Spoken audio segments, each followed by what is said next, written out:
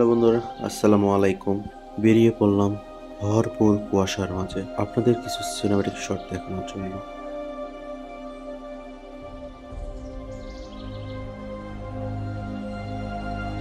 বর্তমান আমাদের নওগাঁ জেলাতে প্রচণ্ড পরিমাণে শীত এবং কুয়াশা।